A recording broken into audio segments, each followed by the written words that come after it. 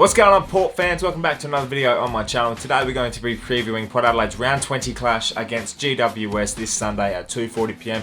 at Metricon Stadium. That's right, it's Thursday and the AFL have finally found us a place to play this weekend, coming to an agreement with the Queensland government to be able to let Port Adelaide fly in and fly out of Queensland on the same day, which is going to be a massive positive for us, because after the game we'll be able to fly home to Adelaide and prepare for next week's game against the Crows in a showdown. But we'll be able to prepare at home. No more hubbing in Melbourne. Everything will be back to pretty much normal for Port Adelaide and Adelaide as well, which is great news to kick off this preview. So until then, that's got to wait. But now we've got a game to preview, and it's a big one. Port Adelaide GWS. Let's get into it. A lot is on this game. It is a massive game of football. It is a top 8 spot for GWS on the line. It's a top 4 spot for Port Adelaide on the line. Win this and Port Adelaide will most definitely be holding on with one hand to that top 4 spot with 3 games to go. A game ahead of Brisbane. I can't speak today. By the way, I've tried to preview this game 4 times today and I can't speak for the life of me. So this is the last time. So enjoy whatever words come out of my mouth. It is a big game. It's going to be crucial for Port Adelaide to get this job done, and playing at Metricon probably is a benefit for us. We played GWS there last year, and we have a pretty good track record playing at Metricon as well. So if we can get up there, do the job, and fly back on Sunday night, back in Adelaide, and everything will be so much easier because we'll play Adelaide, we'll play Carlton, and play the Bulldogs after that, and we've got one hand on the top 4 spot.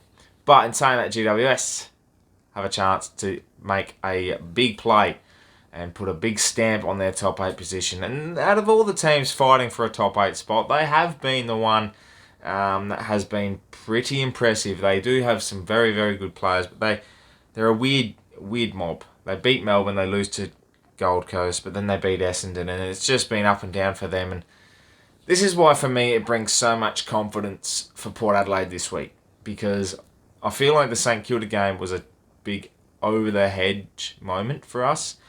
You know, back against the wall, injuries galore.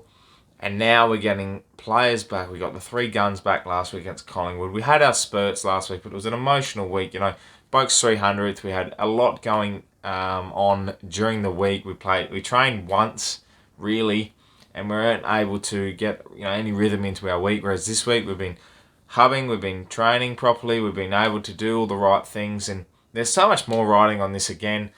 And I feel like that with an opportunity that we have and the momentum we've got, this is what's going to be, I feel like it's going to be a victory. It's going to be one of those games where we might start slow and might look like we're not going to be in the contest, but then out of nowhere we'll just bolster on through and we'll play a pretty decent game of football. We're still waiting for that 4-quarter performance, and I'm kind of hoping that comes this weekend, because I think GWS can be quite plucky. And I do say I'm confident that we'll win, but it does come with its consequences, this game, and no doubt this is the position we're in. And I feel like, just winning this game is so crucial for Port Adelaide. And GWS, whilst they'll be fighting for a top 8 spot, which is a massive opportunity to play finals, top 4 has a little bit more importance for Port Adelaide, I feel. But in saying that, there's going to be a lot more going on in the contest.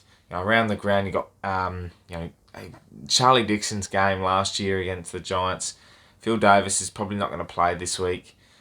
He's got a big contest ahead of him. With the 4 tools of Laddams, Lycett's in the ruck. Lycett and Laddams will go ahead against Mumford. And Mumford's got a pretty damn good record when he's playing for GWS. So to double team Mumford and not let him bully our rucks, and we're able to be positive in the midfield, I think that's where we'll be able to win the game. And up forward, you got the 4 tools again. I said Laddams would chip in down there. Todd Marshall had probably his best game for the year last week. Dixon kicking 4 goals. Georgiadis has been in pretty good nick recently. So I just feel like that mix has been pretty good. That has worked well. Our midfield, Drew, Boak and Wines are all in pretty good nick as well. Houston and Amon look great. And Butters, Dersma and Rosie are only going to get better with time.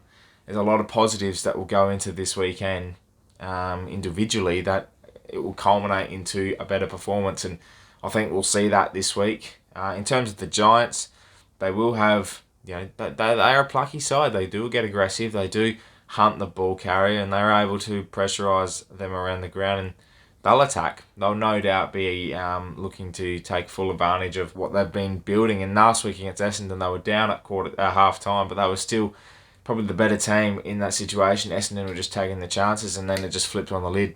And GWS ended up running away with that game.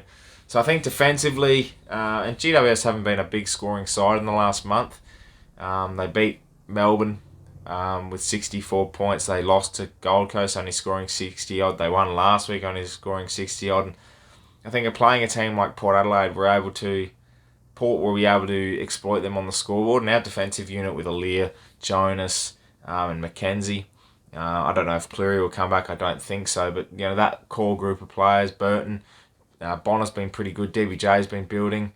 I just think we'll be able to keep a restriction. GWS are not winning this game if they're scoring 60 points. They'll have to find a better scoring avenue, and I think they're lacking that. Their defensive pressure and the way they attack the ball carrier has been the reason why they've been able to keep teams to a low score. We do lack under pressure. That is a given fact, and we do lack it when we're playing the better sides. And this is probably going to be the test how we react to these situations and how desperate we want to be. And the teams that we have lost to, they've been able to really pressurise us. And you look at the Geelong and Dogs game of sort of outliers in terms of the scoreline. We're able to hit those 90 scores, but they were pressurising us, and they were a more attacking unit, and that's what happened in both those games. The D's game is probably a good example. They put the pressure on us around the ground, and they were able to take their opportunities. They only kept us to 50-odd points. So GWS are capable of doing that. I just think our firepower is too much for them across the ground. So we'll wait and see, but I definitely feel like we have a little bit of an edge over them. A couple of factors I want to talk about this week. Selection-wise, first of all, I don't think there'll be too many changes. Orazio Fantasia played on the weekend in a scratch match. He looks very, very good. He's ticked off and ready to play. He's off the injury list, so he'll come in. I'm going to assume Woodcock will probably go out, and that'll probably be the only change. I wouldn't change the formula from last week. It was a pretty good example of a continuation of the team, and you want to settle the team around this time of the year. So only one change. Orazio comes back in, which is a great addition for the side and really helps our small forward stocks. And Woodcock has been serviceable, but Orazio around the ground. I've been asking for someone to be at the feet of the tools, and last week it showed that we did lack a bit of the small forward craft, and Orazio will bring that into play this weekend when he comes back in. The other thing as well, it's Travis Boak's 301st game. Now, we celebrated 300, which is a milestone, but this week is a record.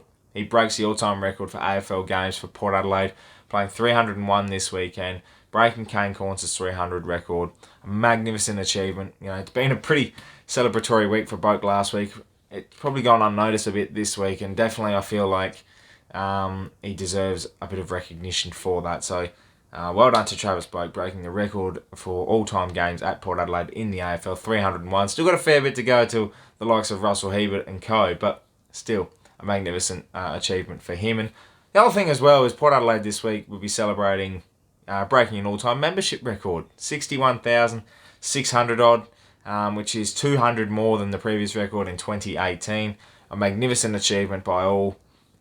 Especially during the times that we've had. The pandemic has been very, very hard on certain people, and a lot of people actually, and I really do sympathise with that. But to be able to hit that membership record in trying times, in trying situations, they know we're on a journey. Port Adelaide people are sticking fat, and it's amazing to see where this number could go throughout the season. So well done to all Port fans that sticked with their side throughout this pandemic. It's a true credit to everyone, and hopefully we get repaid on the weekend and for the rest of the season. We have done our job off the field, and now it's time for Port Adelaide to do it on the field.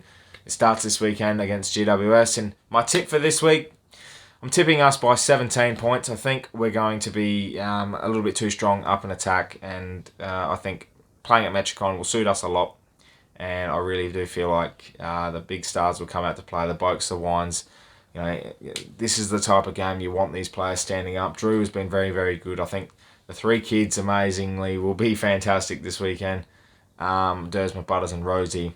So look out for their impact. And it's just going to be an across-the-ground performance, I'm feeling like. GWS will give us a good run.